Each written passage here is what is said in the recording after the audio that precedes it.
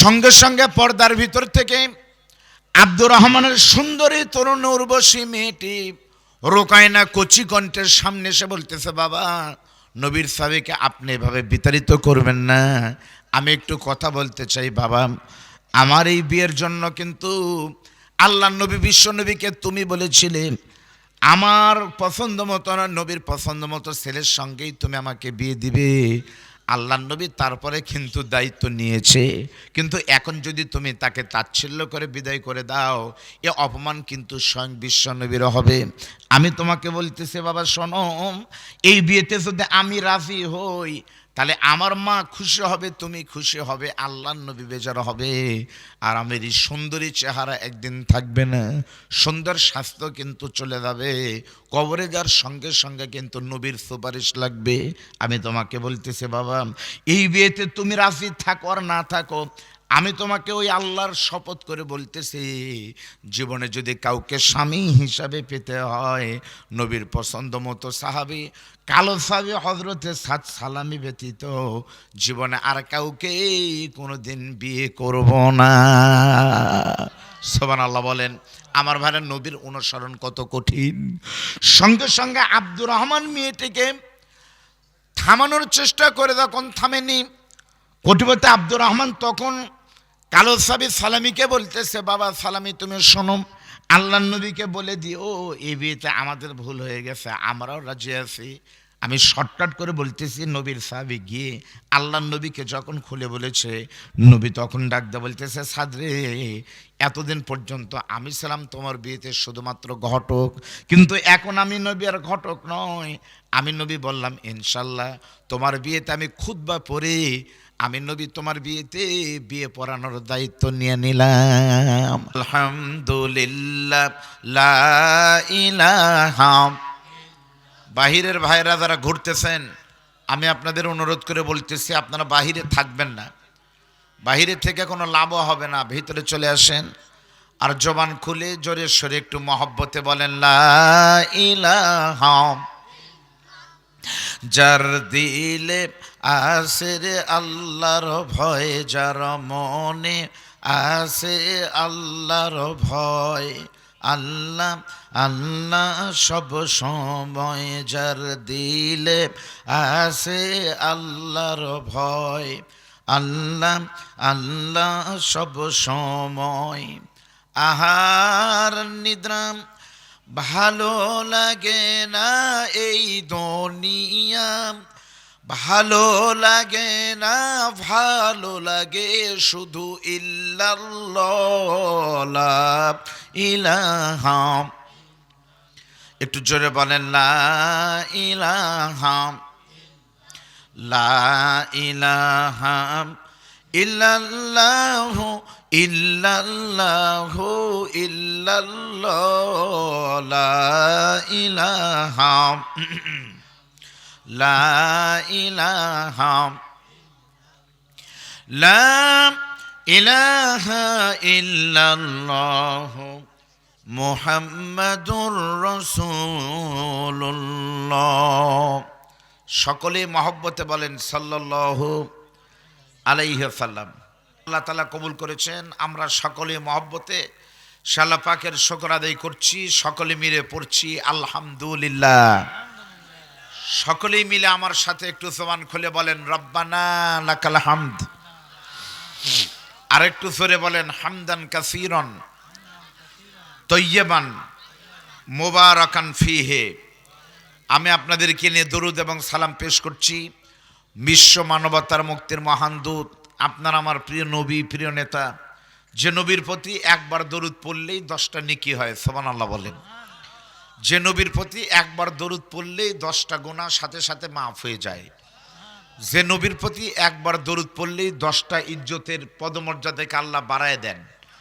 মান সাল্লা আলাইয়া সালাতান ওয়াহিদাতান সাল্লাল্লাহু আলাইহি আশারা সালাওয়াতিন ওয়া হুত্তাত আনহু আশারা খতিয়াতিন ওয়া রুফিয়াত লাহু আশারা দারাজাতিন। আমরা সে নবীকে স্মরণ করছি, সকলে মিলে বলি সাল্লাল্লাহু আলাইহি ওয়াসাল্লাম। লাইভ হচ্ছে না আমারটা? জি, আমরা পবিত্র কোরআন থেকে কথা বলবো, আল্লাহ যেন কবুল করুন, আমরা বলে আমিন। আলোচনা যতক্ষণ হবে কোরআন থেকে হবে। আর এই কোরআন শুনে লাভ হয় না লস হয়? কি লাভ হবে চলেন আমি আপনাদের সামনে সেটা লাভের কথা আগে বলি। বলেন তো কোরআনের কথা কি আলোচনা করে কিয়ামত পর্যন্ত শেষ হবে? আপনারা জন্মের পর থেকে মসজিদে নামাজ পড়তেছেন, কোরআনের বাহিরে কোনোদিন নামাজ হয়নি। সূরা ফাতিহা দিয়ে প্রত্যেক দিন নামাজ শুরু হয়, তারপরে কি ফাতিহার প্রতি আপনাদের কোনো বিরক্তি আছে? যত মাহফিল হয় প্রত্যেকটি মাহফিলে কিন্তু সূরা পবিত্র কোরআন থেকে আলোচনা হয়, তারপরে কোরআনের আলোচনা কোনোদিন আলোচনা করে শেষ হবে না। এটি কোরআনের মুজিজা। আল্লাহ বলছেন, দেখেন আল্লাহ রাব্বুল আলামিন বলেন, قُلْ لَوْ كَانَ الْبَحْرُ مِدَادًا لِكَلِمَاتِ رَبِّي لَنَفِدَ الْبَحْرُ قَبْلَ أَن تَنفَدَ كَلِمَاتُ رَبِّي وَلَوْ جِئْنَا بِمِثْلِهِ مَدَدًا। আচ্ছা, কোরআনের তাকবীর শুনলে কি বলতে হয় ভাই? আপনাদের বলে দেওয়া লাগবে। এই সিংড়া কিন্তু মাঝে মাঝে খেলা হয়, হয় না? চলনবিল ফুটবল টুর্নামেন্ট হলো কয়েকদিন আগে, আমার পলক ভাই আয়োজন করছিলেন। আপনারা বলেন তো 12 নম্বর ইউনিয়নের নাম হলো খাজুরিয়া, আর আমার নিজের ইউনিয়ন হলো 1 নম্বর। আপনাদের থেকে কিন্তু আমরা আগে আছি। আমরা 1 শুরু আর আপনারা হলেন 12 শেষ। আপনারা বলেন তো সিংড়া কলেজ মাঠে যদি খেলা হয়, 12 নম্বরের খেলোয়াড়রা যদি সুকসের 1 নম্বরদের গোল দেয়, তাহলে 12 নম্বরের চেয়ারম্যানকেই বলে দেওয়া লাগে কেবার আমরা গোল দিছি, জোরে গোল কয়, তাই কয়া লাগে। যদি একবার গোল দেয় তাহলে এত জোরে বলে গোল, ওই গোল শোনা যায় শেরকোল থেকে। আর গোল হতে হতে হয়নি, তাহলে এত জোরে বলে ইস। এই ইস শব্দ হয় কিন্তু চৌগ্রাম থেকে। আর এতগুলো মানুষ আপনারা আল্লাহ আকবার বললেন, এটা কিন্তু এই গেটি পার হয়নি। কারণ কি বলেন তো? একটু জোরে বলা লাগবে আল্লাহ আকবার। পারবেন না আপনারা? সকলে একটা তাকবীর দেন তো, লিল্লাহে তাকবীর। আরো জোরে বলেন লিল্লাহে তাকবীর। জি, আমরা সকলেই মিলে যখন কোরআন শুনবো তখন আল্লাহ আকবার বলবো ইনশাআল্লাহ। আল্লাহ রাব্বুল আলামিন বলেন, নবী বলুন, যদি সারা পৃথিবীর সমস্ত সাগরের পানিগুলো কালি হয় আর তাই দিয়ে আল্লাহর কোরআনের ব্যাখ্যা লেখা শুরু হয়, লিখতে লিখতে এক সময় সমস্ত পানি শেষ হয়ে যাবে, তবু আল্লাহ পাকের কোরআনের ব্যাখ্যা লেখা কোনোদিন শেষ হবে না। লা তুহসা আজাইবুহু ওয়ালা তুবলা গারাইবুহু। এ কোরআন থেকে আমি কিছু কথা বলতে চাই, আমার সাথে একটু জবান খুলে মহব্বতে আপনারা একটু পড়েন, বলেন আমার সাথে, আউযু বিল্লাহি মিনাশ শাইতানির রাজিম, বিসমিল্লাহির রাহমানির রাহিম। قُلْ إِن كُنتُمْ تُحِبُّونَ اللَّهَ فَاتَّبِعُونِي يُحْبِبْكُمُ اللَّهُ وَيَغْفِرْ لَكُمْ ذُنُوبَكُمْ وَاللَّهُ غَفُورٌ رَحِيمٌ।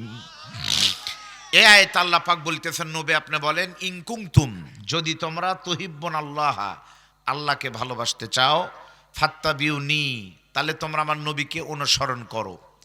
যারা আমার নবীকে অনুসরণ করবে, ইহুবিবকুমুল্লাহ, আমি আল্লাহ তাদেরকে মাফ করা শুরু করব, ভালোবাসা শুরু করব। ওয়াগফির লাকুম, এবং মাফ করে দিব তাদের যুনুবাকুম, সমস্ত গুনাহ। আল্লাহু গফুরুর রহিম, এবং আমি আল্লাহ ক্ষমাশীল এবং দয়ালু। সুবহানাল্লাহ বলেন। আল্লাহ বলতেছে যারা আল্লাহকে ভালোবাসতে চায় তারা যেন আমার নবীকে অনুসরণ করে। যারা আমার নবীকে অনুসরণ করবে, আমি আল্লাহ তাদেরকে এমনিতেই ভালোবেসে জীবনের গুনাহগুলিকে মাফ করে দিব। সুবহানাল্লাহ বলেন। তাহলে বলেন তো, আমরা ভালোবাসতে আল্লাহকে চাই কি চাই না? জোরে বলেন। আচ্ছা বলেন তো, আল্লাহকে ভালোবাসতে হলে আমাদের একমাত্র উপায় ভালোবাসতে হবে আল্লাহকে, তাহলে অনুসরণ করা লাগবে কাকে? নবীকে। জোরে বলেন, অনুসরণ করা লাগবে। আল্লাহকে কিন্তু অনুসরণ করা যায় না। কারণ কি জানেন? অনুসরণ শব্দের অর্থ হলো দেখে দেখে আমল করা। আচ্ছা, আল্লাহকে কি দেখা যায়? তাহলে আমল করা যাবে না, অনুসরণ করা যাবে না। আর নবীকে কি দেখা যায় না? আপনারা জানেন না নবীকে দেখা যায়? সবাই আপনারা নবীকে দেখতে পারবেন, আমল আছে। এবং আপনি হাদিস পড়বেন, হাদিস পড়লে পরে দেখবেন নবীর মাথার চুল কেমন ছিল, তাহলে আপনি কিন্তু দেখতে পারবেন। নবীর দাড়ি কত বড় ছিল, নবীর গায়ে কি ছিল, তাহলে নবী যা যা করছে সেগুলো কিন্তু দেখা যায়, তাই না? সামাইলে তিরমিজির ভিতর হাদিস আছে, নবী কেমনে চলতেন, কেমনে হাঁটতেন, নবী কি করছেন, সব কিন্তু জানা যায়। ভালোবাসা মানে হলো থিওরিক্যাল, আর অনুসরণ হলো প্র্যাকটিক্যাল, দেখে দেখে করা। নবী যা যা করেছে আমরা তাই তাই করব দেখে দেখে, এর নাম হলো অনুসরণ করা। সুবহানাল্লাহ বলেন। ভাই একটু কমাই দাও তো, মাইকটা চঞ্চল যেন না করে। হ্যাঁ, তাহলে বলেন ভালোবাসবো কাকে? আল্লাহকে। আর অনুসরণ করব কাকে? চলেন আমরা অনুসরণ কেমনে করব, অনুসরণের আলোচনা আমি আপনাদের করব। অনুসরণ যদি কোনো পীর দেখে করেন, যে পীরের মতো করে নবীকে অনুসরণ করব। বাংলাদেশের বহু পীরের মুখে দাড়ি নাই, এমন পীর কি বাংলাদেশে নাই? দাড়ি নাই। তাহলে ওই পীর সাহেবকে দেখে যদি আপনি অনুসরণ করেন, তাহলে নবীকে অনুসরণ করা লাগবে দাড়ি কাটে। আসলে কি নবীর দাড়ি কাটা ছিল না দাড়ি ছিল? তাহলে কোনো পীর দেখে নবীকে অনুসরণ করা নয়, আমরা নবীকে অনুসরণ করব হক্কানি আলেম ওলামা পীর দেখে। সর্বোচ্চ আমরা অনুসরণ করব নবীর সাহাবীরা কেমন করেছে, ঠিক না ঠিক বলেন? নবীর সাহাবারা যেমন অনুসরণ করেছে, আমরা যদি ওই সময় অনুসরণ করতে পারি, তাহলে আমাদেরকে আল্লাহ অবশ্যই জান্নাতে দিবেন ইনশাআল্লাহ। ভালো করে বুঝবেন, আল্লাহর নবীর অনুসরণ শুধু মুখে মুখে নয়, নবীর অনুসরণ কত কঠিন বোঝানোর জন্য আমি আপনাদের সামনে ছোট্ট একটা হাদিস বলবো। আপনারা যদি মনোযোগ দিয়ে শুনতে চান, আপনারা মনোযোগ দিলে কিন্তু ভিডিওর মতো দেখতে পারবেন, ভালো করে বুঝবেন নবীর অনুসরণ কত সুন্দর হয় বোঝানোর জন্য বলতেছি। আল্লাহর নবী বিশ্ব নবী রহমাতুল লিল আলামিন একদিন ওয়াজ করতেছে, ওই মসজিদের নাম হলো মসজিদে নববী। জোরে বলেন কি মসজিদ? আচ্ছা, আপনারা কি মসজিদে নববীর নাম কি আপনারা শুনছেন? এই মসজিদটা কোন জায়গাতে অবস্থিত? আরো জোরে বলেন। মদিনায়। আচ্ছা বলেন তো, আপনাদের আনলিয়া শান্তি মসজিদ আছে, রনবাগা শান্তি মসজিদ আছে, সিংড়া থানার ভিতরে এখন বিরাট মসজিদ সিংড়া বাস স্ট্যান্ডে সরকার করে দিছে কয়েক কোটি টাকা দিয়ে। বলেন তো, আনলিয়ার মসজিদে নামাজ পড়লে নেকি কম, সিংড়া মসজিদে নামাজ পড়লে নেকি বেশি, মডেল মসজিদে নামাজ পড়লে আরো বেশি, এমন কোনো দলিল আছে? সব মসজিদের নেকি একই রকম। কিন্তু আল্লাহর নবী বলেন, তোমরা শোনো, আমি নবীর মসজিদে নবীর নাম হলো নববী। ওই মসজিদে আমি নবী বিশ্ব নবী ইমামতি করার কারণে, আমার কালো সাহাবী হযরতে বেলাল মুয়াজ্জিন করার কারণে, সাহাবীরা মুক্তাদি হওয়ার কারণে ওই মসজিদের দাম এত বেশি বেড়ে গেছে। কিয়ামত পর্যন্ত কেউ যদি নববীতে গিয়ে শুধু একটা রাকাত নামাজ পড়তে পারে, প্রতি রাকাত নামাজ পড়ার ওসিলায় আল্লাহ তাআলা তার নামায় আমলে রাকাতে রাকাতে 50,000 রাকাত নামাজের নেকি দিবে। তাহলে মসজিদ নববীতে এক রাকাত নামাজ পড়লে 50,000 রাকাত নামাজের সব হয়। সুবহানাল্লাহ বলবেন না?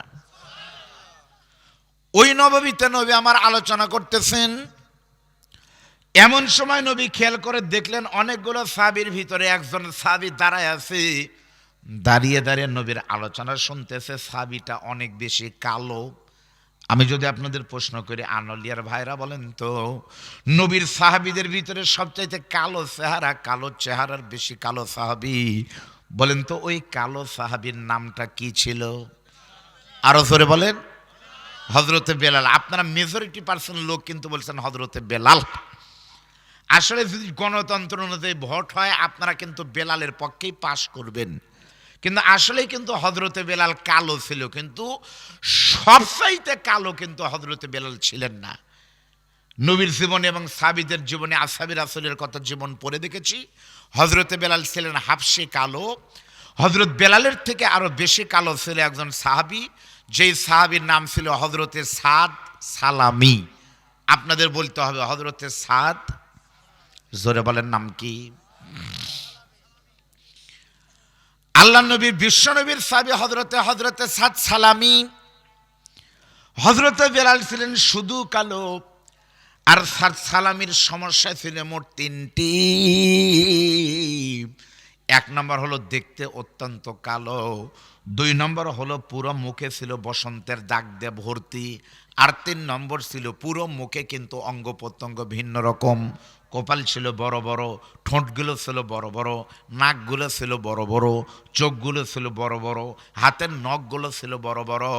আর একটা সমস্যা হলো মুসলমান হওয়ার কারণে বাবা মা বাড়ি থেকে বের করে দিয়েছে, কোনো সম্পদ নাই। এরকম একজন সাহাবী, আল্লাহ নবী তাকিয়ে দেখলেন সালামি কাঁদতেছে। নবী তখন বললেন, সালামি, ওরসাদ সালামি, তুমি কেন কাঁদতেছো? মা ইয়াবকু কাইয়া শাবাব, ও যুবক তুমি কেন কাঁদতেছো একটু জানতে চাই।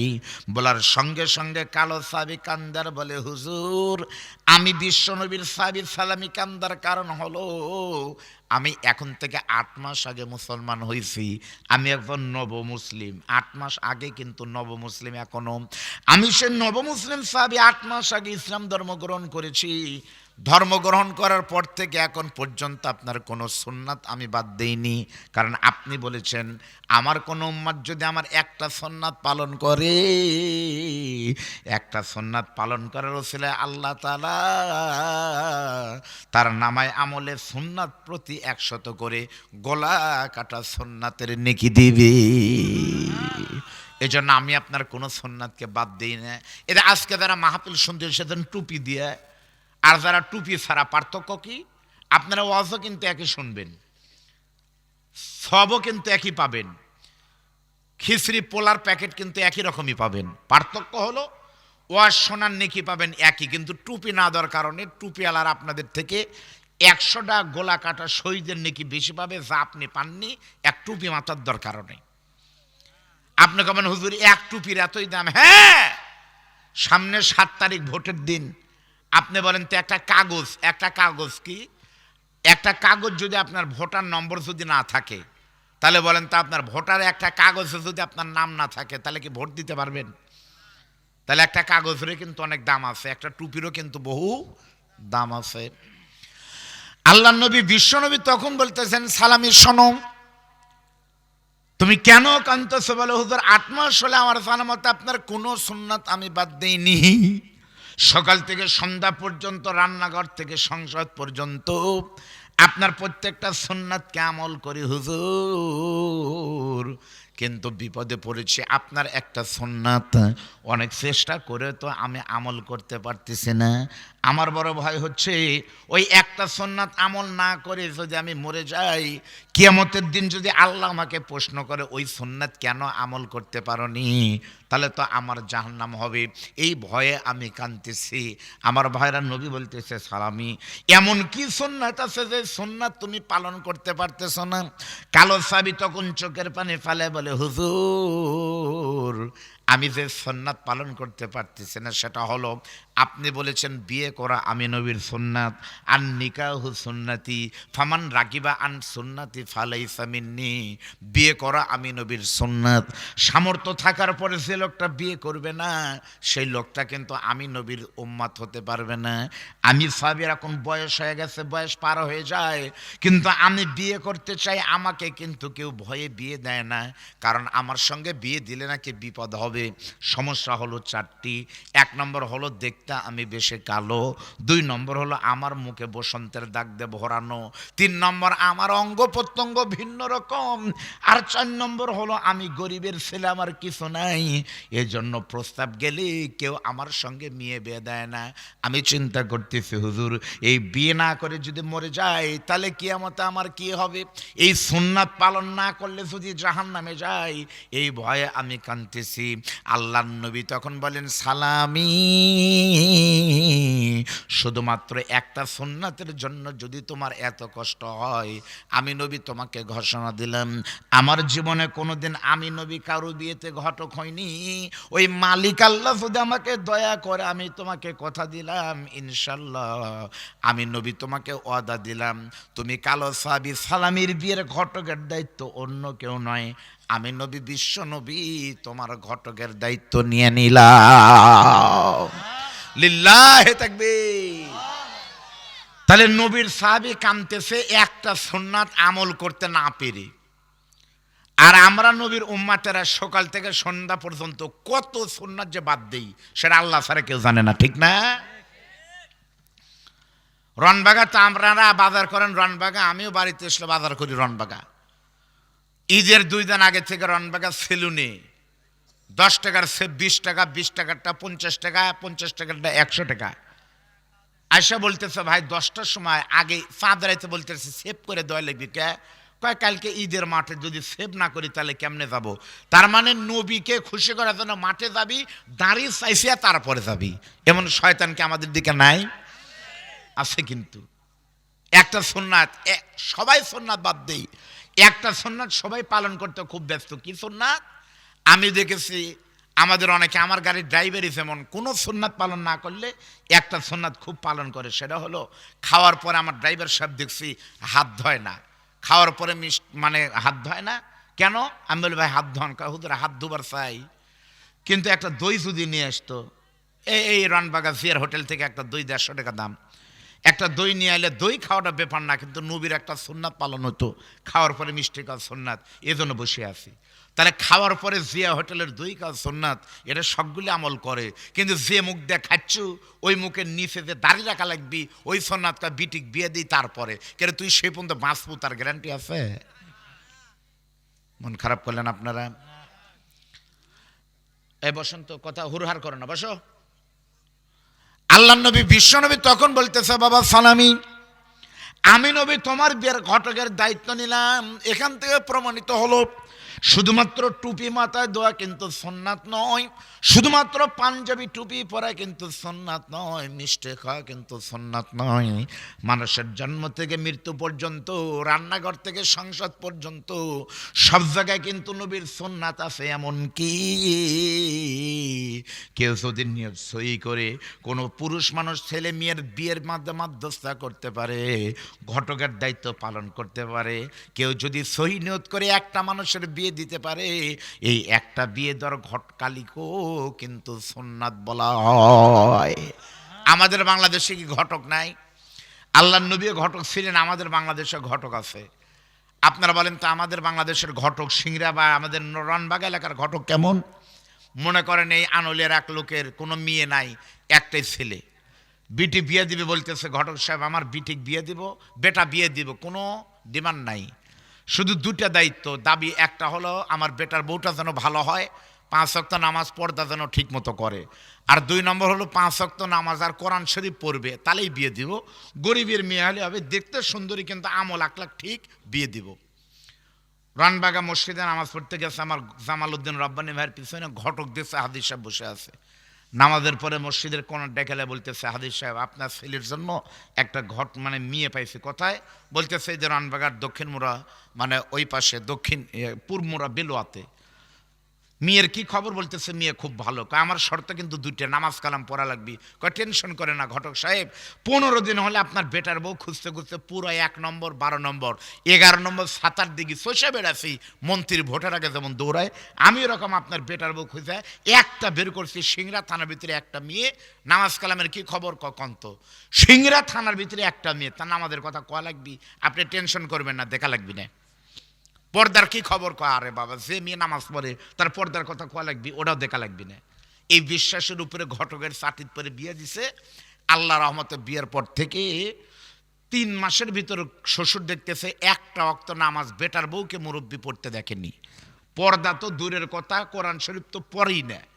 এমন খেপা খেপছে, কিন্তু ঘটকে খুঁজে পায় না, মোবাইল নাম্বারও নাই। উমরপুর হাটের যা দেখা আছে, হঠাৎ একদিন ঘটকে টাইনে লেগেছে উমরপুর মাদ্রাসার ভিতর, যা বলতেছে এই শালা তুই কলু কি আর হলো কি?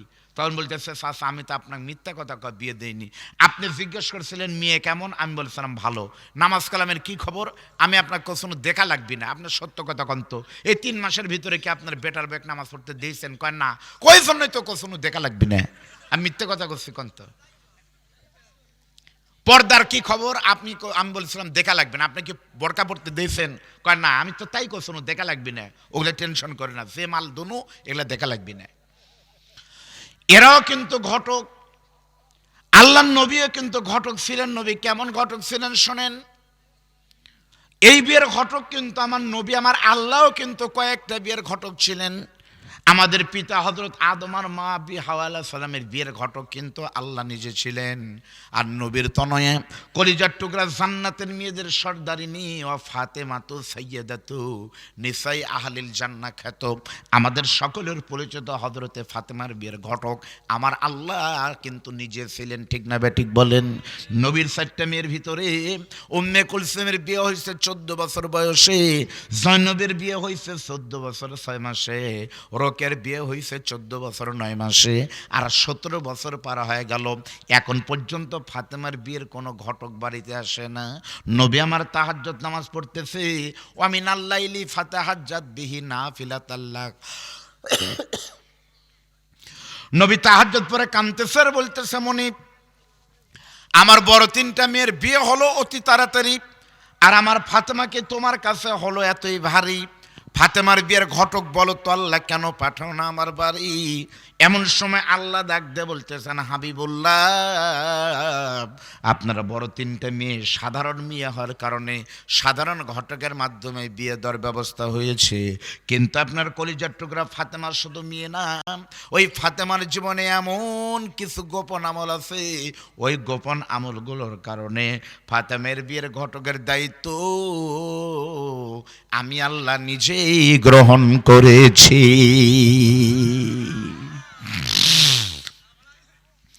আল্লাহ নবী বিশ্বনবী তখন বললেন, কালো সাহাবী তুমি বসো, কালো জন্য তোমার বিয়েতে কেউ তোমার সাথে মেয়ে বিয়ে দেয় না। আমি নবী তোমাকে ওয়াদা দিলাম ইনশাল্লাহ তোমার বিয়েতে আমি ঘটক হব। আপনাদের কি মনে আছে? আমি কিন্তু হাদিস শোনাচ্ছি, ভালো করে বুঝবেন। নবী তখন দায়িত্ব নিলেন, তখন সালামি, মা বাপ নাই। 8 মাস আগে নব মুসলিম সাহাবী তখন বলতেছে আলহামদুলিল্লাহ। আল্লাহ নবী বিশ্বনবী তখন থেকে কিন্তু তালাশ করতেছে, যদি একটা ভালো সম্পর্ক পাইতাম, যদি একটা ভালো পরিবার পাইতাম, আমার কালো সাহাবীকে আমি তার সাথে বিয়ে দিয়ে দিতাম।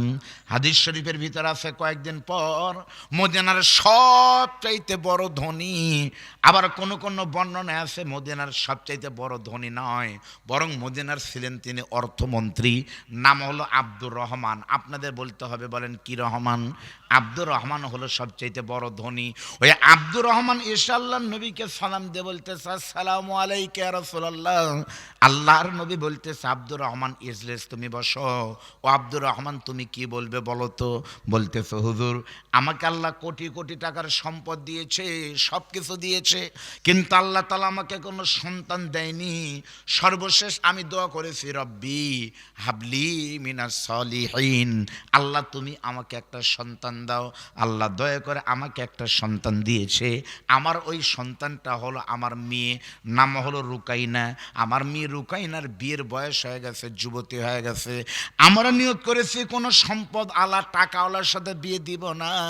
আমি নিয়ত করেছি আপনি বিশ্বনবী রাহমাতাল লিল আলামিন, আপনি আল্লাহর হাবিব যদি আমার মেয়ের বিয়ের ঘটকের দায়িত্ব নেন, আপনি যাকেই পছন্দ করবেন আপনার পছন্দ মতো ছেলের সঙ্গে আমার মেয়েকে বিয়ে দিব। এজন্য আপনার কাছে এসেছে একটা জামাইয়ের প্রয়োজনে। নবী তখন বলতেছে, আব্দুর রহমান আমি নবী পছন্দ করলে কি তোমার পছন্দ হবে নাকি? আব্দুর রহমান তখন বলতেছে, হুজুর না হওয়ার কি আছে?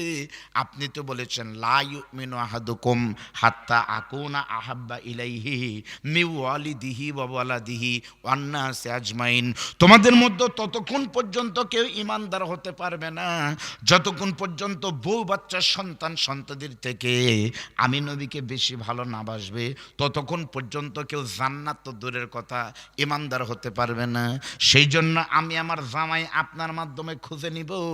আল্লাহর নবী বলতেছে, আব্দুর রহমান তুমি শুনে নাও, তুমি সময় মতো এসেছো। আমার হাতে একটা ছেলে আছে, ওই ছেলের অন্য যোগ্যতা না থাকলে কি হবে? আমি নবী বলতেছি ঈমানের কারণে আমার পাঠানো ঘটক মানে ছেলেটা এই দুনিয়ার সমস্ত যুবকের থেকে আল্লাহর দরবারে বেশি দামি। আব্দুর রহমান তখন বলতেছে, আপনি যাকে দিবেন পাঠায় দেন, আমি বিয়ে দিয়ে দেব। নবী বলতেছে, ঠিক আছে তোমার বাড়িতে আমি পাঠাই দেব, যাও। তখন আল্লাহ নবী কালো সাহাবীকে খবর দিয়ে বলতেছে, এইদিকে আসো, তোমার তো বিয়ে হয়ে কাজ হয়ে গেছে। এই মদিনার সবচেয়ে বড় ধনীর একমাত্র মেয়ে নাম হলো রুকাইনা। আপনাদের মনে রাখা লাগবে, বলেন কি? রুকাইনার সাথে তোমার বিয়ে হবে, তোমার শ্বশুর হলো এই দেশের ভিতরে সবচেয়ে বড় ধনী। কালো সাবি তখন আলহামদুলিল্লাহ বলতেছে। আল্লাহ নবী তখন নিজের হাতে একটা চিঠি লিখে দিলেন। কি চিঠির ভাষা ছিল, আব্দুর রহমান, তুমি বলেছিলে আমি যাকে পছন্দ করব তার সাথে তুমি মেয়ে বিয়ে দিবে, তা আমার এই ছেলের সঙ্গে পাঠালাম, তুমি এই চিঠি পাওয়ার পরই এর সাথে তোমার মেয়েকে বিয়ে দিবে, এটাই তোমার প্রতি আমি নির্দেশ করলাম। আল্লাহ নবীর নির্দেশ শোনা সুন্নাত নয়, ওয়াজিব নয়, বরং নবী যখন নির্দেশ করে, মা আতাকুমুর রাসূলু ফাখুযু আমা নাহাকুম আনহু ফান্তাহু, যা বলে তোমরা গ্রহণ করো। নবীর আদেশ উম্মতের জন্য সুন্নাত নয় বরং ফরজ হয়ে যায়। জোরে বলেন সুবহানাল্লাহ। চিঠিখানা নিয়ে আব্দুর রহমানের কাছে চলে গেল কালো মানুষ। এখন আপনাদের কাছে মনে হচ্ছে, হুজুর আপনি কি ওয়াজ করেন এগুলা? আল্লাহর নবী কেমনে চিঠি লিখলো? আমরা তো আগে শুনছি নবী লেখাপড়া জানতো না, নবী ছিল উম্মি, ঠিক না? আপনার বলেন এর আগে আমরা শুনিনি নবী আমার কি ছিল? উম্মি। উম্মি মানে কি? লেখাপড়া জানে না। আচ্ছা আপনাদের কি মনে হয় নবী কি লেখাপড়া জানে না? কোথায় কোন বারে লেখাপড়া জানে না? নবী যদি লেখাপড়া নাই জানবে তাহলে নবী কেন হাদিসে বললেন বুইস্তু মুআল্লিমান, এই পৃথিবীতে আমি এসেছি তোমাদের শিক্ষক হিসাবে? তাহলে বলেন তো শিক্ষক লেখাপড়া জানে না? তাহলে আমরা যেগুলো হুজুর বলি নবী উম্মি মূর্খ ছিল, তারা কি নবীর দাম কমাচ্ছে না বাড়াচ্ছে? আচ্ছা বলেন তো সিংড়াতে যে কটা প্রার্থী আছে, ঈগল বলেন, নৌকা বলেন, হেলিকপ্টার বলেন, কাউয়া বলেন, মুরগি বলেন, শিয়াল বলেন, তার ভিতরে বলেন তো আমরা সেরা মনে করতেছি আমার পলক ভাই নৌকা। আচ্ছা যাই হোক, এলাকার কোনো আওয়ামী লীগের ভক্ত যদি এখন পলক ভাইয়ের পোস্টার নিয়ে বাড়িতে বাড়িতে ঘুরে আর বলে ভাই আমাকে পলক, সিংড়ার ভিতর সবচাইতে বয়স কম, তার লেখাপড়া সেরম জানে না, ব্যবহারও খুব একটা ভালো না, তোমরা ভোট দিও, তাহলে কি ভোট বাড়বে না কমবি? তাহলে আপনি নবীর উম্মত, নবী ভালোবাসেন, বলতেছেন আমাকে নবী লেখাপড়া জানে না, মূর্খ, নবীর সুন্নাত আমল করে, তাহলে কেউ করবি? তাহলে নবীকে কেন মূর্খ বললেন আপনি? এই মেয়ে আপনি জানেন না এই পৃথিবীর শ্রেষ্ঠ শিক্ষকের নাম হলো মুহাম্মদ রাসূলুল্লাহ। As a father, as a teacher, as a lawyer, as a reformer of society, the prophet Mohammad superman of the world. সুবহানাল্লাহ বলেন। তাহলে এখন বলবেন হুজুর আল্লাহ নবী যদি লেখাপড়া জানে তাহলে নবীর মাস্টারের নাম কি? কার কাছে নবী পড়ছে সেই শিক্ষকের নাম বলেন। নবী জন্ম থেকে মৃত্যু পর্যন্ত যা যা করেছে, নবী কোন বাড়িতে খাইছে, কার দুধ খাইছে, কার মায়ের পেটে জন্ম নিয়েছে, সবার নাম যদি থেকে থাকে, কার কাছে নবী পড়াশোনা করেছে তার নাম, মাস্টারের নাম আপনার বলতে হবে। তাহলে কিন্তু আমি ধরা খেয়ে যাব, কারণ আল্লাহর নবীর কোনো মাস্টার কিন্তু মক্কা মদিনায় ছিল না। তাহলে লেখাপড়া তো জানে না, এটাই তো প্রমাণ হলো। ও সিংড়ার মুসলমান আপনারা বুঝে নিবেন, আল্লাহর নবী যে দেশে জন্ম নিয়েছে, নবীর বাড়ির কাছে বাড়ির সবচেয়ে কাছের মানুষের নাম হলো আবুল হাকাম, এখন যার নাম হলো আবু জেহেল। আপনাদের দোয়ায় দুইবার আমি দেখে এসেছি, আবু জেহেলের বাড়ি হলো পৃথিবীর সবচেয়ে বড় পায়খানা, ওখানে পায়খানা করে যে আরাম, কোনো জায়গায় এত আরাম আমি পায়খানা করে পাইনি। যখনই যাই তখনই ওর বাড়িতে গিয়ে পায়খানা করি। আপনাদের যেন ওর বাড়িতে গিয়ে ওর মুখে পায়খানা করার সুযোগ আল্লাহ দেয়, বলেন আমিন। নবীর বাড়ি আর আবু জেহেলের বাড়ি কত দূর জানেন? এই বাড়ি আর এই যে মেম্বার সাহেবের বাড়ি, এটাই। আবু জেহেল ছিল মক্কার সবচাইতে বড় জ্ঞানী। তাহলে নবী যদি পড়াশোনা করতো তাহলে কার কাছে করা লাগতো? আচ্ছা আপনারা কি নিয়ত করে যাচ্ছেন যে হুজুর আমরা আজকে আনলিয়া মাহফিলে মোট 20 বার সুবহানাল্লাহ কমু, প্রত্যেকটা সুবহানাল্লাহর দাম 150 টাকা করে, 20টা সুবহানাল্লাহ কিনছি 3000 টাকা দিয়ে রনবাগা থেকে। দ্বিতীয় বক্তার সময় সুবহানাল্লাহ ফুরামো না, প্রধান বক্তা উঠুক, আপনার শ্বশুর উঠলে এবার ফুরামো, আপনার সঙ্গে মানুষ খালি কয়া যান, এই ভাবতেছেন আপনারা। সমস্যা কিন্তু একটাই, বাড়িতে বেওলা। আজকে আমার শ্বশুরকে রনবাগা দাঁড় করে নে, বললাম বাবা চা খান, তার আগে বললাম যে তাহলে ডিম খাওয়াই। রনবাগা গিয়ে আমি বাস স্ট্যান্ডে দেখলাম ডিমের দাম, একটা পোলট্রি মুরগির দাম 15 টাকা, আর একটা সিদ্ধ ডিম, মুরগির ডিম, একটা ডিমের দাম 25 টাকা। দেখতে ছোট, মাপও ছোট, কিন্তু দাম বেশি। কেন? দেশের দাম বেশি। তাহলে বিদেশির চাইতে দেশের দাম পার পিছে 10 টাকা বেশি। সব জায়গায় দেশের দাম বেশি, বক্তা তো বললই, খালি ওয়াজের মাহফিলে দেশি বক্তার দাম কম। কে বক্তারে? বেওয়ালার বাস্তুলের বেটা। হ্যাঁ, ওর ওয়াজে আবার সুবহানাল্লাহ কয়া লাগবি, কিন্তু আমি বাস্তুল্লার বেটা হই, কিন্তু আমার বাপের ঘরের কথা বলতেছি। আপনার একটু জোরে সোরে সুবহানাল্লাহ কমতে পারে। লিল্লাহি তাকবীর। আল্লাহর নবী বিশ্বনবী লেখাপড়া করলে কার কাছে করা লাগতো বলেন তো? কার কাছে? আবু জেহেলের কাছে। ওই জন্য আমার নবীকে আল্লাহ তাআলা কোনোদিন আবু জেহেলের কাছে লেখাপড়া করাননি। কারণ আবু জেহেলের কাছে নবী যদি কোনোদিন একটা মাত্র আলিফ শিখতেন, আবু জেহেল কিন্তু মানুষের কাছে বলে বেড়াতো, বাবা তোমরাই দেশের মানুষ বিচার করো, মোহাম্মদ হলো আমার ছাত্র, ওকে আমি কান ধরে পড়াশোনা করাছি, এখন নবী দাবি করলে ও করবে, বলে তো শিক্ষকের যোগ্যতা বেশি নাকি ছাত্রের যোগ্যতা বেশি? মক্কার সমস্ত মানুষ তখন বলতো জ্ঞান যদি হয় শিক্ষকের চাইতে ছাত্রের কম হবে, শিক্ষকের বেশি হবে। আবু জেহেল আপনার নবী হবেন, মোহাম্মদের নবী মানব না। সেজন্য আল্লাহ আমার নবীকে কারো কাছে ছোট করেননি।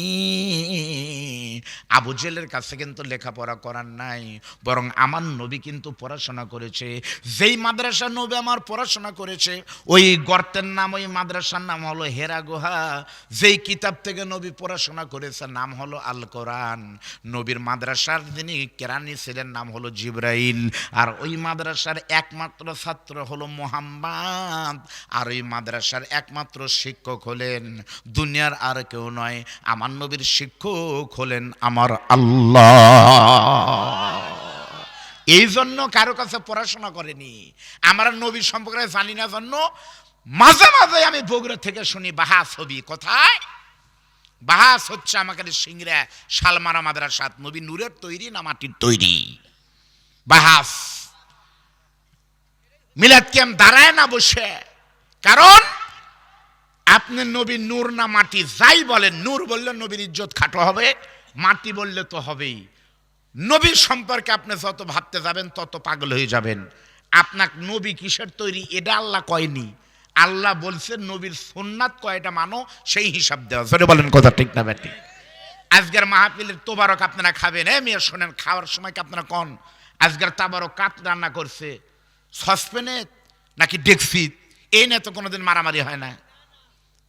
এরে না যদি মারামারি না হয় তাহলে নবী নূর না মাটি ওটা কেন? মুখের দাড়ি নাই বাহাস করতেছে, পরিসর মরিয়া যামো তা নবী নূর প্রমাণ করমই। তোর মুখের দাড়িত নাই কাই? মন খারাপ করলেন আপনারা। আল্লাহ নবী বিশ্ব নবী কিন্তু তখন বললেন, বাবা সালামি, ও কালো সাহাবী, আমি তোমাকে চিঠি লিখে দিলাম, এই চিঠি নিয়ে তুমি এক পা দুপা করে চলে যাবে আব্দুর রহমানের বাড়ির কাছে। কোটিপতি আব্দুর রহমানের বাড়ির কাছে গিয়া কালো সাহাবী হযরতে সাদ সালামি বাড়ির সামনে গিয়ে সালাম দিলেন, আসসালামু আলাইকা ইয়া আহলাল বাইত। যখন সালাম দিয়েছে বাড়ির ভিতর থেকে কোটিপতি আব্দুর রহমান যখন সালাম নিয়েছে, ঘরের ভিতর থেকে আব্দুর রহমান যখন বের হয়েছে, আব্দুর রহমান কোটিপতি এসে দেখতেছে দরজার সামনে দাঁড়ায় আছে এমন একজন মানুষ দাঁড়ায় আছে যার চেহারা অত্যন্ত কালো, যার চেহারার ভিতরে মুখে বসন্তের দাগ, আবার অঙ্গ প্রত্যঙ্গগুলো একটু ভিন্ন রকম, পাগলের মতো দেখা যায়। প্রথমে মনে করেছে মনে হয় ভিক্ষুক, নাউজুবিল্লাহ বলেন। প্রথমে মনে করেছে মনে হয় ভিক্ষুক আমার দরজার সামনে দাঁড়ায়। এজন্য আব্দুর রহমান কোটিপতি তখন ওই কালো সাহাবীকে বলতেছে, তুমি কে? আরবিতে আলেম ওলামা আছেন, তুমি কে আরবি হলো মান আনতা, তুমি কি? 2 নম্বর প্রশ্ন করেছে মা ইসমুকা, তোমার নাম কি? আর 3 নম্বর প্রশ্ন করেছে তুমি আমার বাড়িতে কি চাও? যখনই বলেছে তোমার নাম কি, তোমার পরিচয় কি, তখন বলতেছে আমার নাম হলো ইসমি সাদ সালামি, আমি এসেছি মুহাম্মদুর রাসূলুল্লাহ, আমাকে পাঠিয়েছেন দিন ও দুনিয়ার বাদশা, আমি আপনার বাড়িতে ভিক্ষা করতে আসিনি, নবী পাঠিয়েছে আমাকে একটা প্রস্তাব দিয়ে। এই কথা বলে যখন পকেট থেকে চিঠিখানা বের করে দিয়েছে, কোটিপতি আব্দুর রহমান তখন চিঠিখানা নিয়ে চিঠি পড়তেছে, আর চোখের পানি আশ্চর্য হয় প্রেশার বেড়ে যাওয়ার মতো হয়ে গেছে, গোটা গাও ঘেমে যাচ্ছে। কারণ নবী হুকুম দিয়েছে, আব্দুর রহমান তুমি যদি সত্যি আমি নবীকে ভালোবাসো, এই কালো সাহাবীর সঙ্গে চিঠি পড়ার সঙ্গে সঙ্গে তুমি কালো সাহাবীর সঙ্গে তোমার কলিজার টুকরা মেয়ে রুকাইনার বিয়ের ব্যবস্থা করে দিবে। আব্দুর রহমান এখন ভাবতেছে, আল্লাহ রে কি দুঃখে আমি নবীর কাছে গিয়ে বলছিলাম, নবী আপনি পছন্দ করলেই মেয়ে বিয়ে দিব, আমার কোনো ছেলে নাই, আমার জামাই হবে আমার ছেলের মতো। আর এই লোকটা দাঁড়ায় আছে, দেখতে যদি সেরকম সুদর্শন সুন্দর সুন্দর হতো, মানুষ বলতো অমুকের জামাই দেখতে সুন্দর রাজপুত্রের মতো, টাকা পয়সা হলে বলতো সম্পদ বেশি। কিন্তু যে ছেলেটা দাঁড়ায় আছে চেহারা মক্কা মদিনার ভিতর সবচাইতে বেশি কালো। 2 নম্বর সমস্যা হলো মুখে বসন্তের দাগ, 3 নম্বর সমস্যা হলো নাক মুখ অন্যরকম ভিন্ন রকম, একেবারে গরিবের মতো পোশাক পরে আছে, কোনো দিক দিয়েই তো যায় না। তাহলে নবীর কথা মতো এর সঙ্গে যদি আমি মেয়ে বিয়ে দেই তাহলে তো আমার ইজ্জত থাকে না। এখন আমি কি করব? মন বলতেছে এখানে বিয়ে দেওয়া যাবে না, ইমানও বলতেছে যাবে না। সঙ্গে সঙ্গে কালো সাহাবীকে আব্দুর রহমান ধমক দিয়ে বলতেছে, রে কালো সাহাবী, তুমি নবী তোমাকে পাঠাইলে আর তোমার কি বিবেক নাই? তুমি কার মেয়েকে বিয়ে করতে এসেছো? চেহারার দিক কি একবার তাকাইছিলে? আমি তোমাকে বললাম শুনে নাও, আমি নবীর কাছে গিয়ে বলবো সুন্দর ছেলে পাঠাতে, আমার মেয়ের যদি জীবনে বিয়ে না হয় তোমার মতো কুশ্রী চেহারার সাহাবীর সঙ্গে লোকের সঙ্গে আমার মেয়েকে কোনোদিন বিয়ে আমি দিব না। নাউজুবিল্লাহ বলেন। নবীর অনুসরণ মানে কি? নবী যা বলবে শর্তহীন মানা লাগবে, এতই সোজা। মুখে লা ইলাহা ইল্লাল্লাহ মুহাম্মাদুর রাসূলুল্লাহ সবাই মানি, নবীর জিকির সবাই করি, নবীর কালেমা সবাই ভালোবাসি। পরীক্ষা যদি করা হয় হাতে কলমে, কত কালেমা আলা জঙ্গলের ভিতর ঢুকবি, কতজন? কথা বলেন ঠিক না বেটি? মুখে আমি যদি এখন বলি আল কোরআনের আলো, আপনারা বললেন ঘরে ঘরে জ্বলো। আমি যদি এখন বলি প্রয়োজনে নবীর জন্য আমরা জীবন দিব, সব দিব, আপনারা সকলে হাত তুলবেন না? সবাই হাত তুলবেন, সবগুলো বলবেন প্রয়োজনে সব দিব, অসুবিধা নাই। আমি যদি এখন বলি সব দরকার নাই, সব থুইয়া খালি 1 মণ করে ধান দেন, কতজন মাথা নিচু করে থাকবি, সব দেবো কিন্তু ধান দেবো না। ওই যে দেখেন এক মুরব্বী, দেখেন মূল্য নাকি বুড়ো মূল্য,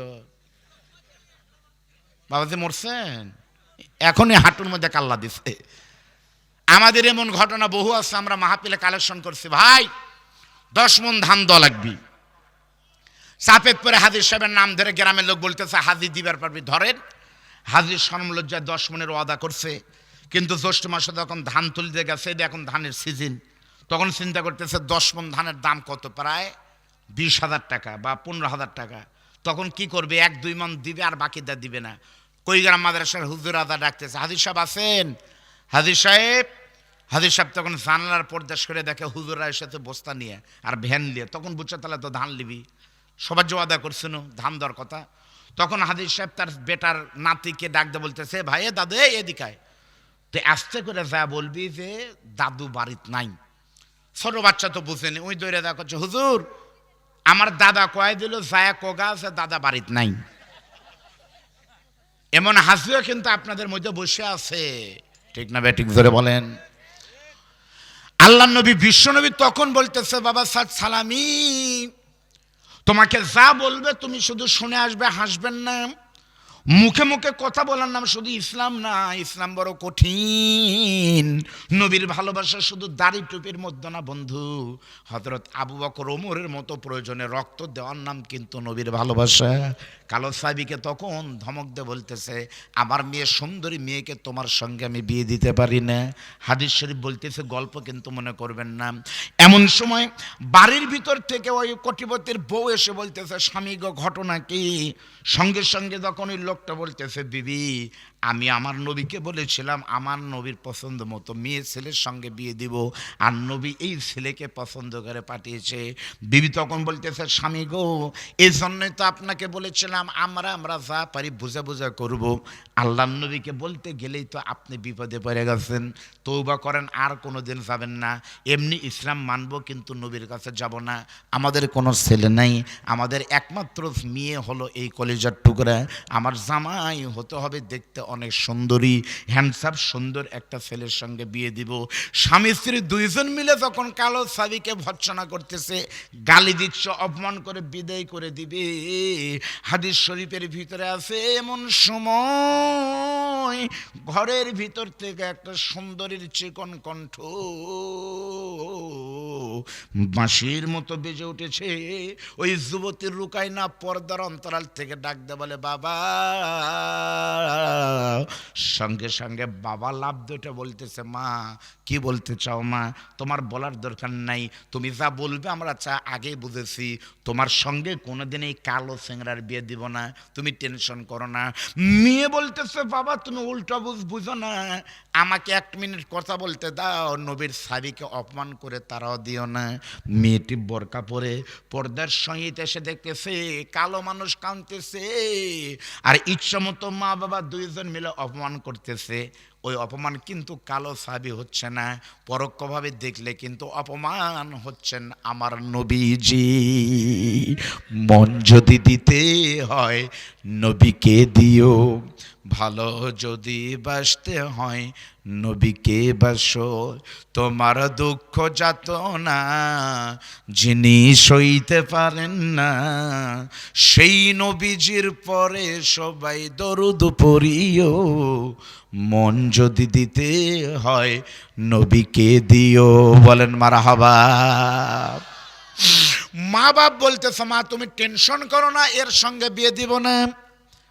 মেয়েটা বোরকা পরে বলতেছে বাবা আগেই যেন ওই লোকটা না যায়, এন্তাজের কলিলা একটু দাঁড়াতে বলো, আমি একটু কথা বলতে চাই। মেয়েটি পর্দা মেনটেন করে বোরকা পরে সুন্দরী তরুণী উর্বশী মেয়েটি আস্তে করে এসে সালাম দে বলতেছে আসসালামু আলাইকা ইয়া আব্দুল্লাহ, আপনি আল্লাহর বান্দা একটু বসেন, ইজলিস একটু বসেন।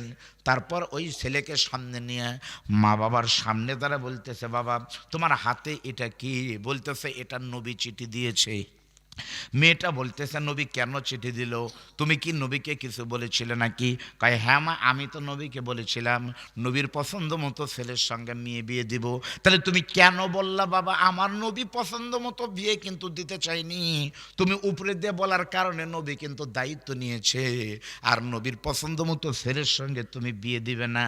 ও বাবা তুমি শুনে নাও, পৃথিবীর কেউ যদি আল্লাহ নবীকে সামনাসামনি কটাক্ষ কেউ করে অথবা নবীর সুন্নাহকে কেউ ইনকার করে, নবীর সুন্নাহকে ঘৃণা করার সঙ্গে সঙ্গে ওই লোকটা সরাসরি কাফের হয়ে যাবে, সাথে সাথে কাফের হয়ে যাবে।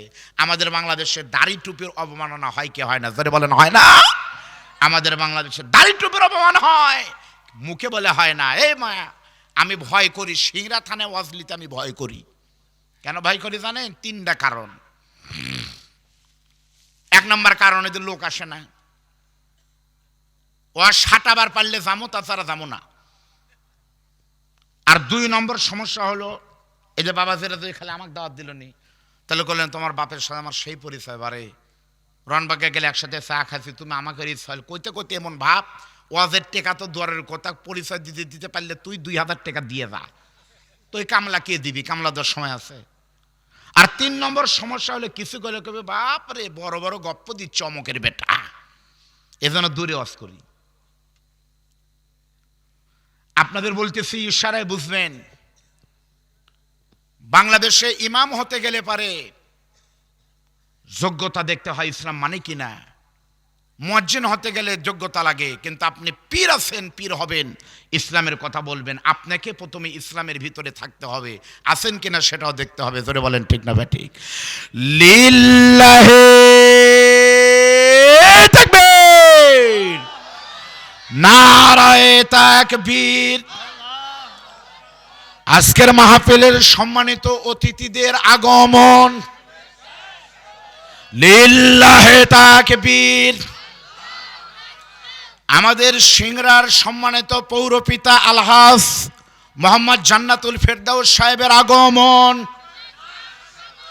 শ্রদ্ধাভাজন বড় ভাই মাওলানা রুহুল আমিন ভাই সাহেবের আগমন। আলহামদুলিল্লাহ, আলহামদুলিল্লাহ। কেমন আছেন?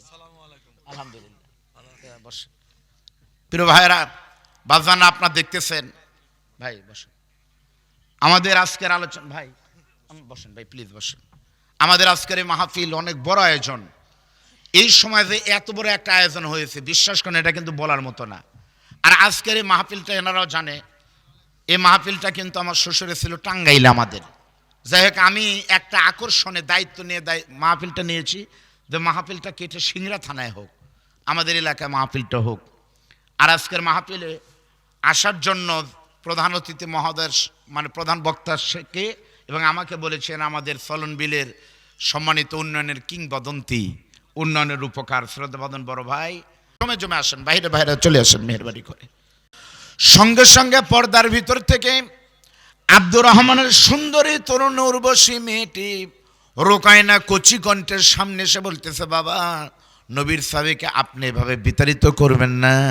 আমি একটু কথা বলতে চাই বাবা, আমার এই বিয়ের জন্য কিন্তু আল্লাহ নবী বিশ্ব নবীকে তুমি বলেছিলে আমার পছন্দ মতো না, নবীর পছন্দ মতো ছেলের সঙ্গেই তুমি আমাকে বিয়ে দিবে। আল্লাহ নবী তারপরে কিন্তু দায়িত্ব নিয়েছে, কিন্তু এখন যদি তুমি তাকে তাচ্ছিল্য করে বিদায় করে দাও, এ অপমান কিন্তু স্বয়ং বিশ্ব নবীর হবে। আমি তোমাকে বলতেছি বাবা শোনো, এই বিয়েতে যদি আমি রাজি হই তাহলে আমার মা খুশি হবে, তুমি খুশি হবে, আল্লাহর নবী বেজার হবে, আর আমার এই সুন্দরী চেহারা একদিন থাকবে না, সুন্দর স্বাস্থ্য কিন্তু চলে যাবে, কবরে যাওয়ার সঙ্গে সঙ্গে কিন্তু নবীর সুপারিশ লাগবে। আমি তোমাকে বলতেছি বাবা, এই বিয়েতে তুমি রাজি থাকো আর না থাকো, আমি তোমাকে ওই আল্লাহর শপথ করে বলতেছি, জীবনে যদি কাউকে স্বামী হিসাবে পেতে হয়, নবীর পছন্দ মতো সাহাবী, কালো সাহাবী হযরতে সাদ সালামি ব্যতীত জীবনে আর কাউকে কোনোদিন বিয়ে করব না। সুবহানাল্লাহ বলেন। আমার ভাইরা, নবীর অনুসরণ কত কঠিন। সঙ্গে সঙ্গে আব্দুর রহমান মেয়েটিকে থামানোর চেষ্টা করে, তখন থামেনি।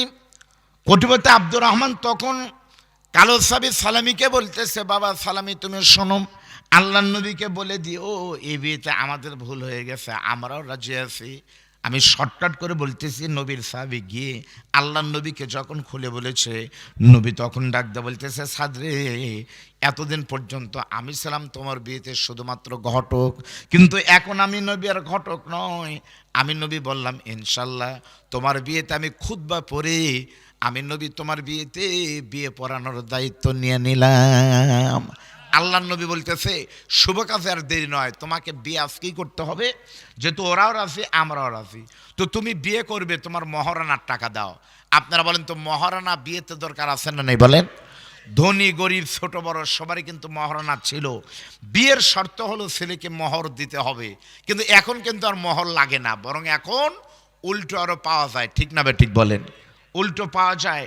এজন্য আগে ছেলেরা বিয়ে করতো আর মেয়েরা বিয়ে বসতো, আর এখন স্মার্ট যুগে মেয়েরাই বিয়ে করে আর ছেলেরা বিয়ে। আপনারা বলবেন হুজুর এর একটা কথা হলো, আমি থাকি বগুড়াতে, চাকরি করি কাহালো, আমার শ্বশুরবাড়ি এলাকায় একটা ফাজিল ডিগ্রি মাদ্রাসায় আমি কিন্তু প্রভাষক। তা আমি মাঝে মাঝে সিএনজিতে যাই, যেতে যেতে দেখি যারা শিক্ষকতা করে একই টাইমে কিন্তু যায়, সব জায়গার মাস্টারির টাইম একই না, 10টায় ক্লাস শুরু হয়, স্কুল কলেজ হাই স্কুল এক। তো সিএনজি যেতে যেতে পরিচয় হলো একদিন এক ম্যাডামের সাথে। তা আমি একদিন বললাম যে আপু আপনার কতদিন চাকরি হলো? বলতেছে 3 বছর হলো ভাই। আমি তখন বললাম বিয়ের কি খবর, বিয়ে টিয়ে? তখন বলতেছে না ভাইয়া এখনো বিয়ে করিনি। আমি বললাম কে রে, বিয়ে করিনি বলা লাগতো, এখনো বিয়ে বসিনি। করিনি মানে কি? মানে হলো ও জানে যে যাকে বিয়ে করবে তাকে অন্তত 10 লাখ টাকা দেওয়া লাগবে, যাই টাকা দেয় তাই করে, আর যাই টাকা নেয় তাই বিয়ে বসে। এখনকার মেয়েরা টাকা দেয়, ছেলেরা নেয়, এজন্য ছেলেরা বসে, মেয়েরা বিয়ে। আমার বাপ বিয়ে করছে, আমরা বিয়ে করেছি, আগামী প্রজন্ম কিন্তু বিয়ে করবে না, বিয়ে বসবে, এজন্য বউ যা বলে তাই শুনতে হয়, বইয়ের অবদ্ধ হওয়া কিন্তু সম্ভব। আল্লাহ নবী ডাক দিয়ে বললেন, সালামি তোমার মোহর কই? সার সালামি তখন বলে, ওগো আল্লাহ নবী বিশ্ব নবী আপনি তো জানেন আমি সালামি 8 মাস আগে মুসলমান হওয়ার কারণে আমার মা বাবা বাড়ি থেকে বের করে দিয়েছে,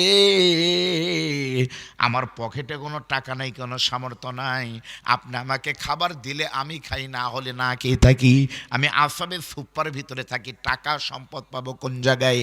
নবী তখন মুস্কি হেসে বলতেছে, বাবা অবশ্যই তোমাকে মোহরের ব্যবস্থা করে দিব। এরপরে আল্লাহ নবী বিশ্ব নবী একটা ছোট চিঠি লিখে দিলেন আল্লাহ নবীর জামাই হযরত ওসমান গনির কাছে। আমি আপনাদের কাছে একটু শুনতে চাই, বলেন তো নবীর জামাই হযরত ওসমান গনি জান্নাতি সাহাবীর ভিতরে কত নম্বর সাহাবী? আপনারা জানেন না?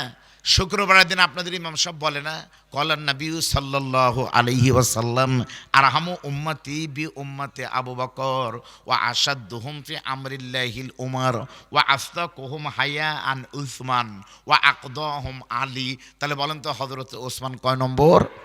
তৃতীয় নম্বর। তৃতীয় আবু বকর হলেন 1 নম্বর, হযরতে ওমর হলেন 2 নম্বর, ওসমান হলেন 3 নম্বর, আর আলী রাদিয়াল্লাহু তাআলা আনহু হলেন 4 নম্বর। আল্লাহ বলেন, আমি আল্লাহ পৃথিবীতে সবাই গরিব, একমাত্র আমি আল্লাহ ধনী। আল্লাহু গনিউন ও আনতুমুল ফুকারা ইল্লা ওসমান গনিউন। দুনিয়াতে সবাই গরিব, একমাত্র ওসমান ধনী। সেই ওসমানের কাছে নবী চিঠি লিখে দিলেন, ওসমান রে, আমি নবী যাকে পাঠালাম ওই লোকের হাতে তুমি কিছু টাকা একটু দিয়ে দিও, সম্পদ দিও।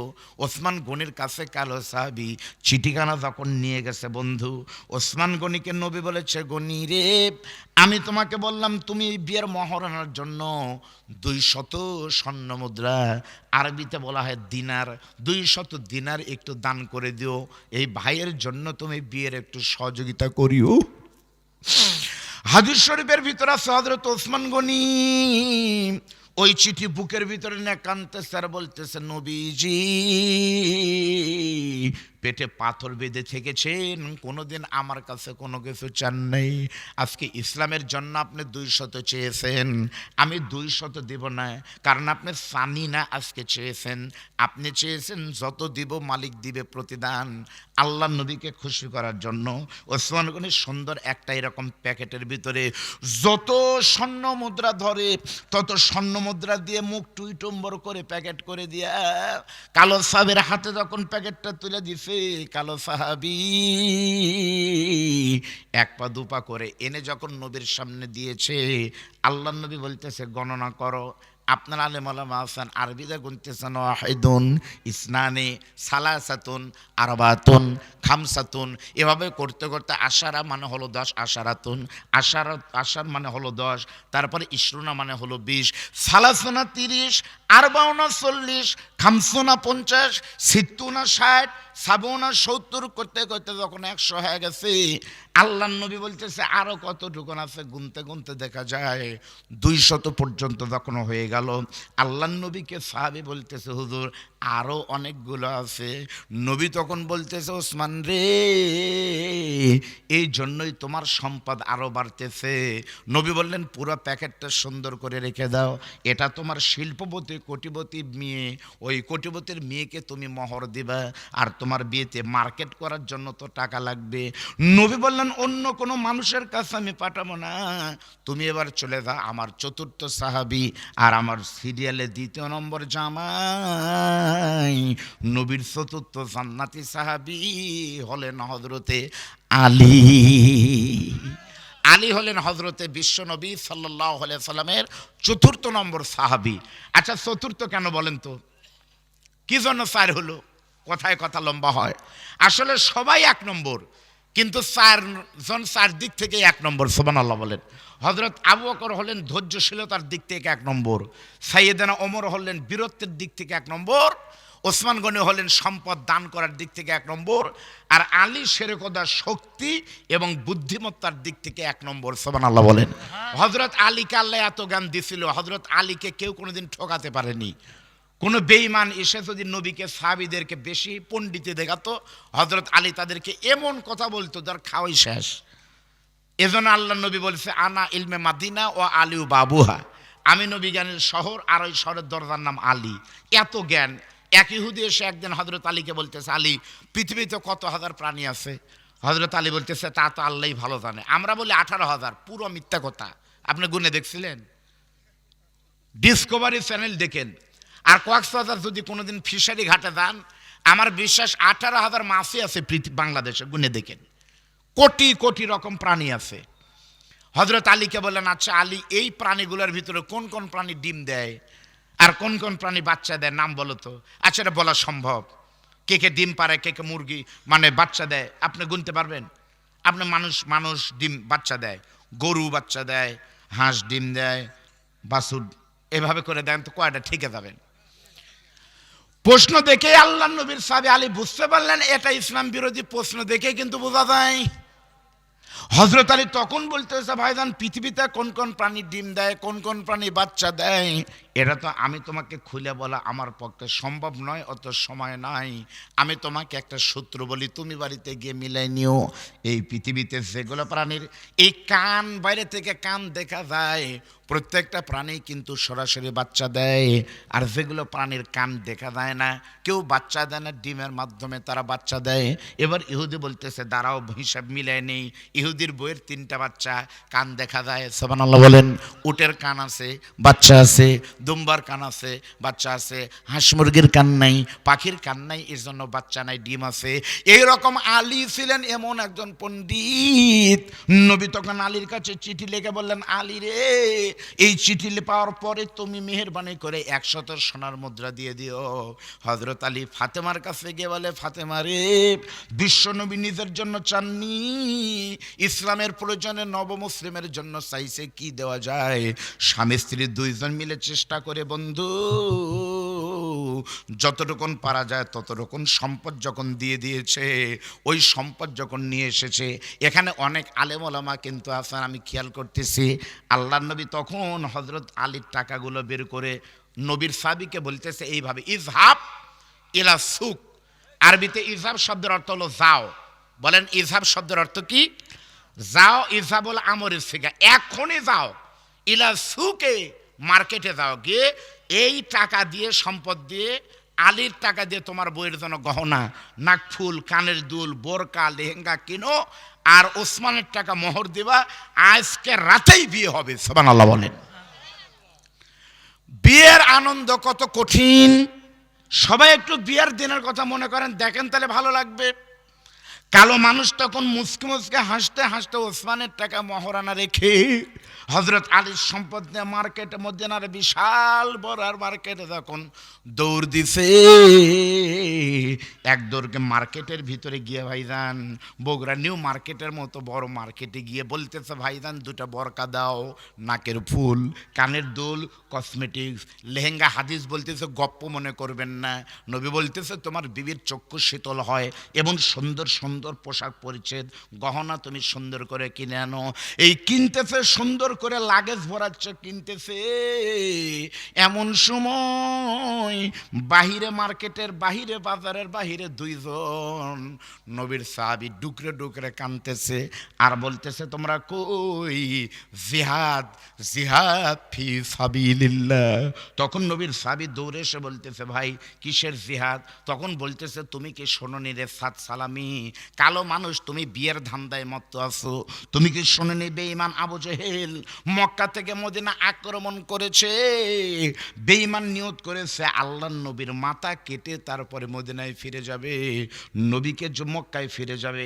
নবীকে যদি রক্ষা করতে চাও, তাড়াতাড়ি করে জিহাদের ময়দানে ঝাঁপিয়ে পড়ো। এখন তুমি সিদ্ধান্ত নাও, বিয়ে করবে নাকি মার্কেট করবে, তুমি নবীকে খুশি করবে, তোমার ব্যাপার। নবীর কালো সাহাবী তখন বিপদে পড়ে গেলেন, এখন আমি কি করব? একদিকে নবীর জীবন, আরেকদিকে আমার বাসর রাত। একবার চিন্তা করেন তো, ওই জায়গায় যদি আপনি হতেন তাহলে কি হলেনি? আপনি করেননি মেরাজ যুদ্ধ পাওয়া যাবি, আগে বেটার বিয়ে দেই। জোরে বলেন কথা ঠিক না ঠিক? আমি হলে হয়তো তাই বলতাম। শুধু টুপি দেওয়ার নাম ভালোবাসা না, ভালোবাসা কত কঠিন। আয়াত কিন্তু পড়েছে, নবীকে ভালোবাসা লাগবে, অনুসরণ কেমনে করতে হবে শুনে নেন। মন বলতেছে বিয়ে করো, আর ইমান বলতেছে রে সালামি, বাসর রাতে বউকে নিয়ে আনন্দ করবি, সকালে যদি শুনিস নবী দুনিয়াতে নাই, তাহলে কি হবে? এই চিন্তা করে মন আর ইমান যুদ্ধ করতে করতে মন এক সময় হেরে গেছে।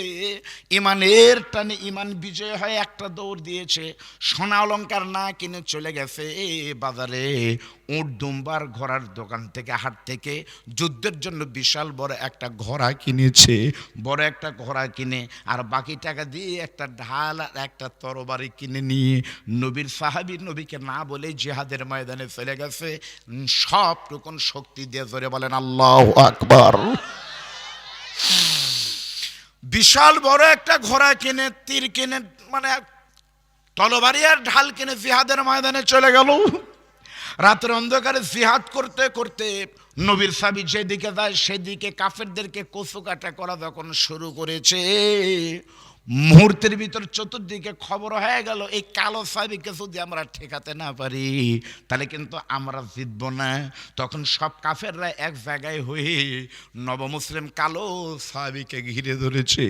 ঘিরে ধরে কেউ লাঠি মারতেছে, কেউ ঢাল মারতেছে, কেউ পাথর মারতেছে।